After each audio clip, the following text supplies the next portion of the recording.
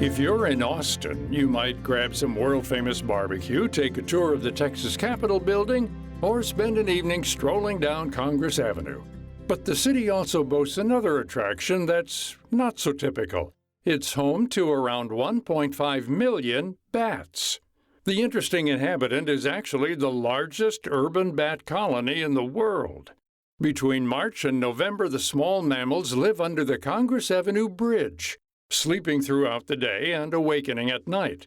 During these months, thousands of people come to watch the winged creatures emerge from their man-made cave and fly out into the starry sky. Austin even has a yearly bat festival that celebrates the species.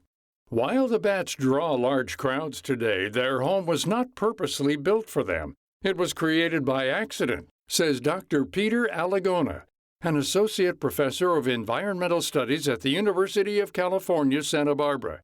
He's also the author of the upcoming book, The Accidental Ecosystem: People and Wildlife in American Cities. Back in the 1980s, the city of Austin, Texas, went about with, I believe, the state in retrofitting a bridge that crosses Lady Bird Lake, the Congress Avenue Bridge.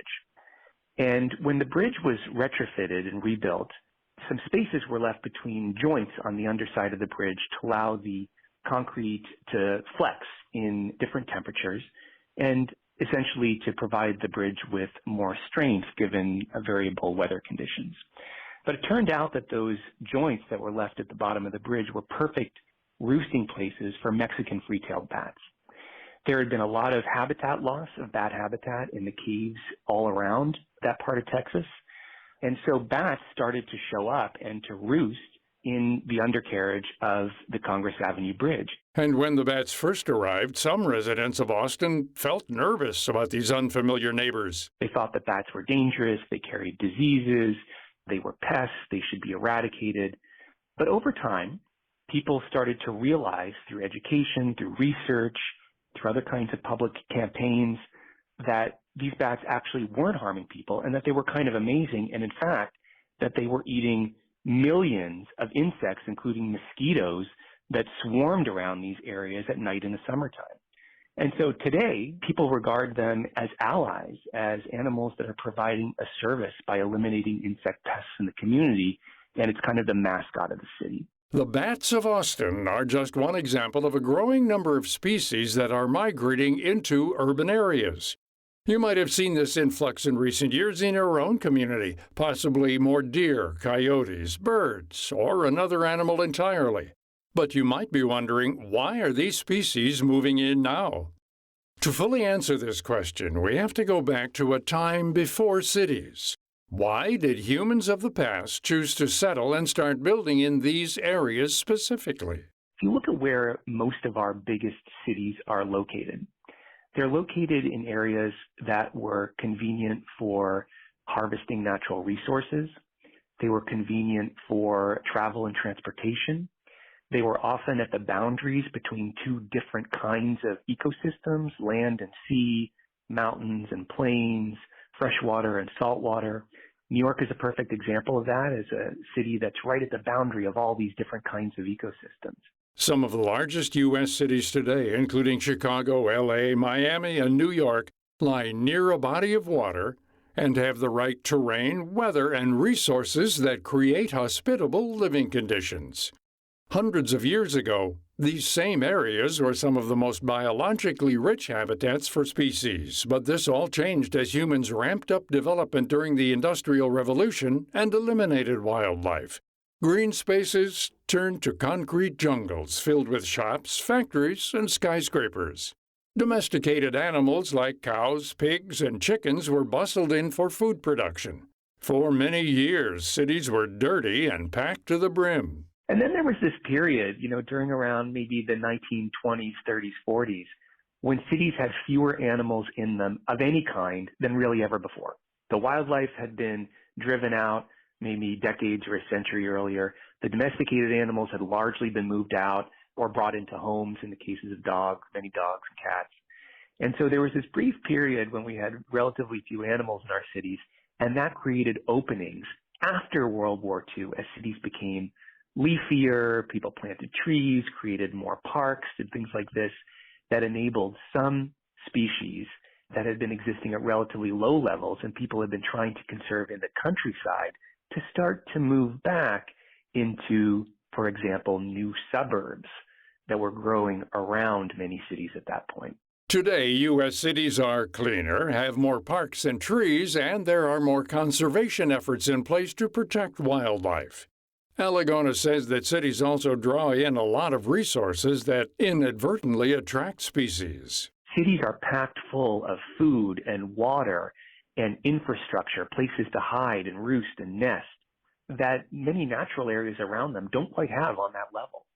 And so for wild creatures that can avoid the hazards that cities pose, like cars and pollution in some cases, they can actually access some of those rich resources that cities pull in, and that gives them an opportunity to thrive and to reach levels and population densities that they don't reach anywhere else, including in their native natural habitat.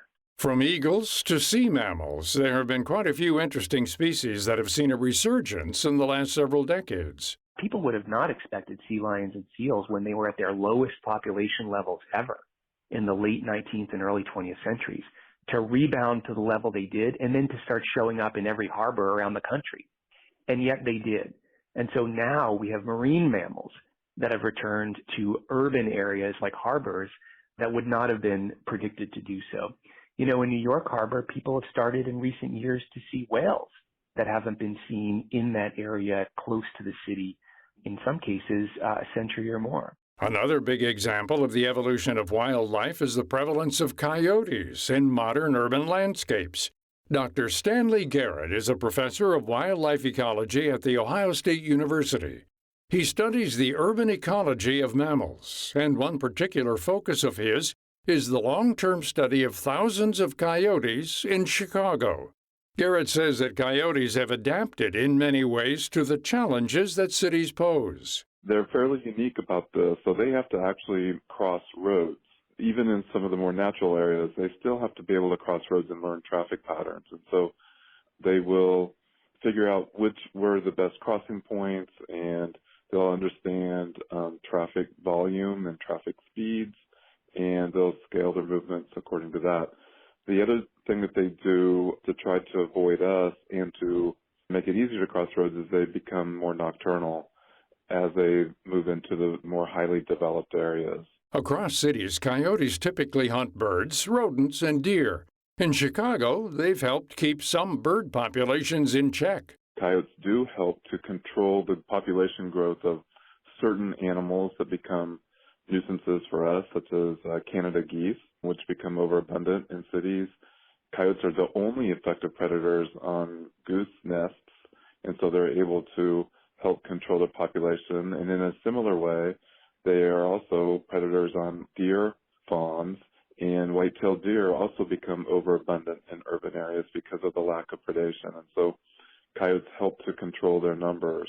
And that actually helps us quite a bit because deer actually are a threat to us in terms of deer auto collisions. While coyotes have several ecological benefits, there are some people that fear this animal and other species moving into their communities in larger numbers.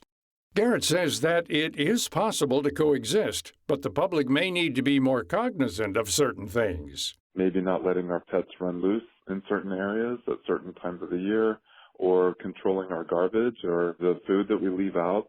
By making some small adjustments in our lifestyles to accommodate them, it kind of introduces this notion of tolerance in allowing coexistence to occur with species that normally we didn't have to live with decades ago. Alagona says if you do encounter wildlife in your town or city and you're concerned, don't call the police. Police officers often have better things to do, and most of them aren't trained to respond specifically to these kinds of situations.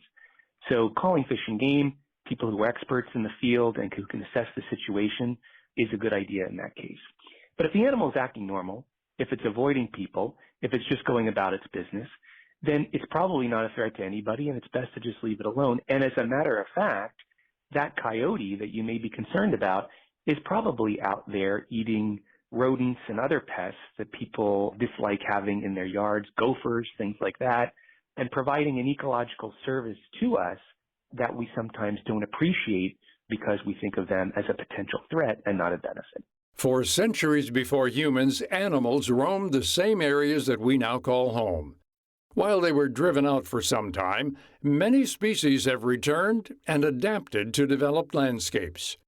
Who knows what cities will look like 50 years from now?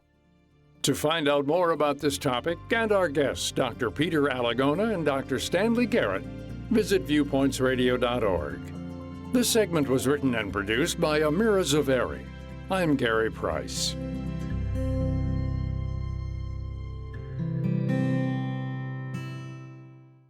Coming up on Viewpoints.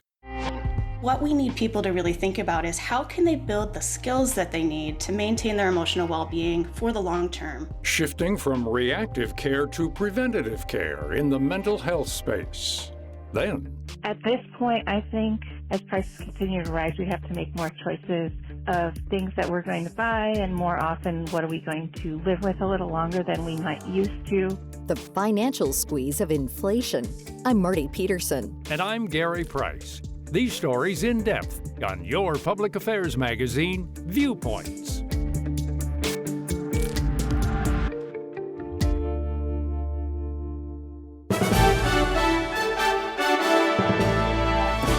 And that's Viewpoints for this week.